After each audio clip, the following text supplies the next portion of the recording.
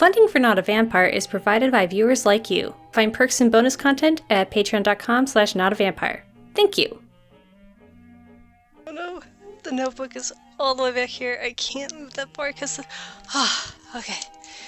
The recording is not that much disrupted by my forgetfulness. I had to write down the Japanese name of the show because apparently I can't be bothered to actually memorize it. I don't think it's even any harder than memorizing Watashi no Shiawase na Kekkon, but apparently it is to me. So, welcome to NotAVampyre, me reacting to I'm in Love With The Villainess episode 3, or Watashi no Oshi wa Akuyaku Reijo episode 3. Maybe one day I'll learn not to butcher other languages. Gomenasai.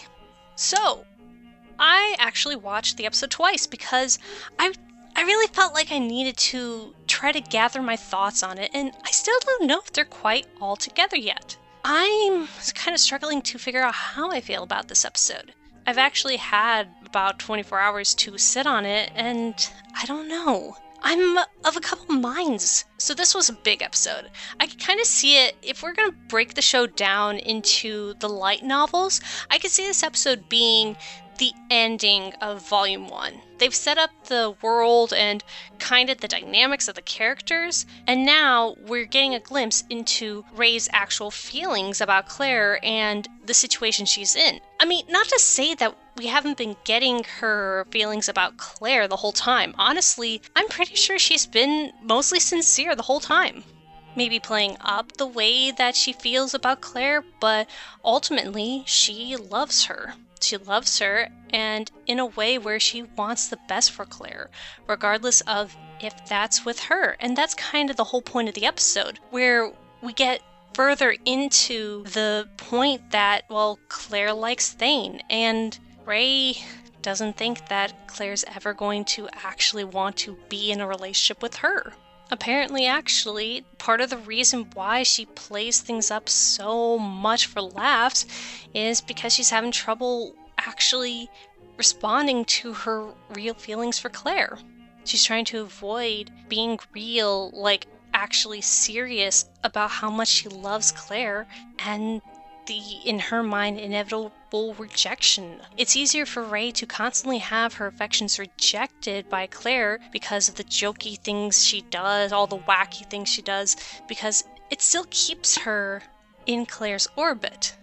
Claire still feels enough about her to bully Ray, to make jabs at Ray, or to just keep her around in some form or another. That's why she was so devastated by the idea that Claire could possibly get bored of bullying her, because in her mind, if Claire stopped bullying her, then she wouldn't matter to Claire at all. They would just stop interacting, really. And I think this is why Ray decided to become Claire's maid. Not just to spend more time around Claire, but to ensure that there's always a reason for her to be with Claire.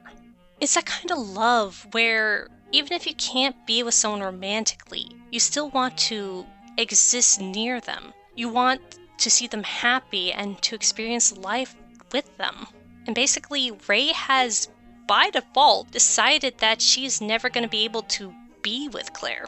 In part because Claire likes Thane, and then also because Ray's never had a romance, love interest that has gone well.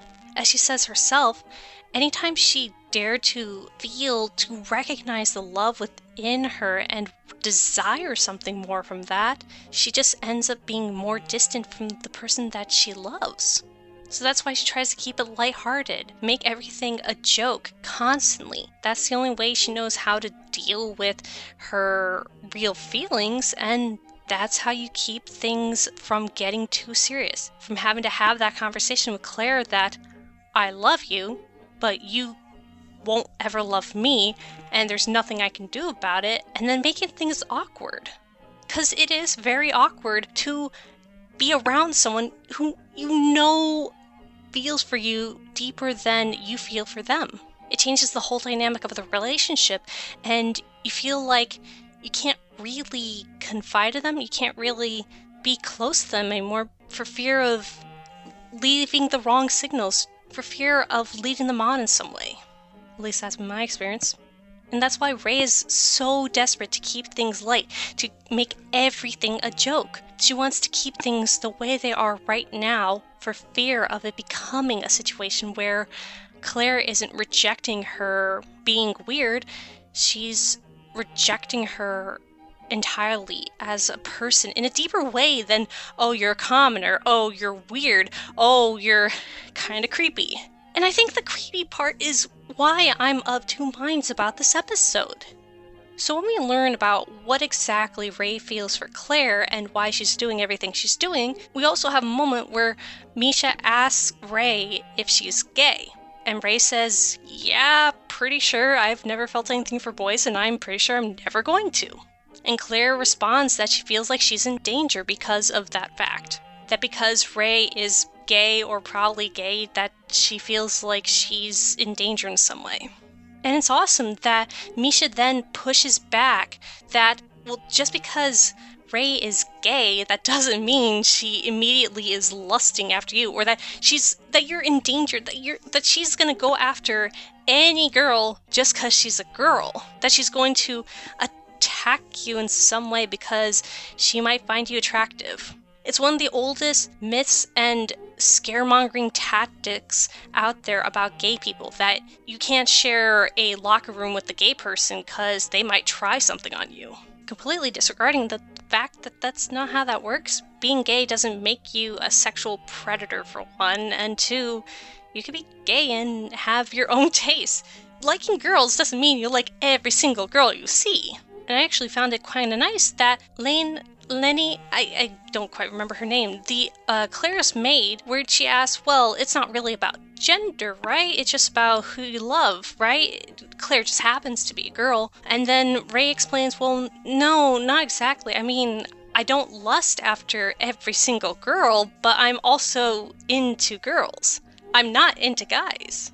So being a girl does matter to my attraction. I kind of like it as a moment to reaffirm gay attraction, and then also because I'm like, well, there are people also out there who the gender part doesn't factor in, but I understand why that's in there to basically educate the characters and the audience about what being gay is like and having specific attractions. For a lot of people, what gender a person is will determine if they're able to be attracted to them. But then here's why I'm of another mind about this. It's so great that Misha called out Claire for saying, oh, I'm afraid for myself. I feel like I'm in danger because Ray's gay. Well, can you blame Claire? Like I've been pointing out in these episodes so far, Ray's kind of crossing a lot of lines when she's messing with Claire. She's getting into territory of sexual harassment, and she openly says things like, oh, it would be great if I could have a used blouse of Claire's, or that she's admiring Claire's body when she's supposed to be acting as Claire's maid and helping her in the bath, touching her in ways that Claire tells her straight to her face that she does not like and does not want. Like, I understand that Ray is trying to mess with Claire, so Claire keeps hating her and keeps feeling like she needs to do something about Ray, but that stuff's not okay. So I really can't blame Claire for having the reaction she does when hearing that Ray does like girls and not boys. I personally would feel very wary of Ray if I was in Claire's shoes. And not because she's specifically gay. It's not that she's gay that's the problem. It's that Ray so far has shown that she doesn't really care about Claire's boundaries. And that can go a lot of ways, especially when you put sexual things on the table. I'm once glad this episode happened, but I don't think this was the right show, the right characters to have done this with. It's really hard, because I want good LGBT representation. I want people to know that being gay does not make you a predator. Being around someone who is interested in your gender sexually does not mean that they are thus into you and will harm you. It's just, Ray was not the character to do this with. I don't think, at least. I mean, I feel like I had something else to say about either this episode or the past couple episodes, because I did go back and rewatch episodes 1 and 2, so then I can get an understanding of what my feelings were, but I must have forgotten it. I told myself not to forget it, but then I did. Oh well. Let me know your thoughts in the comments. Do you feel differently? I know I definitely still understand Ray, because apparently I'm just not the kind of person that really gets the loving the villainous aspect. It's not my trope, and I'm sure that's probably affecting my feelings on the show, but I'm still overall enjoying it. I'm curious to see where it goes, especially as Ray accidentally gets the princes to fall for her. We'll see how it goes. Thank you for tuning in, and until next time.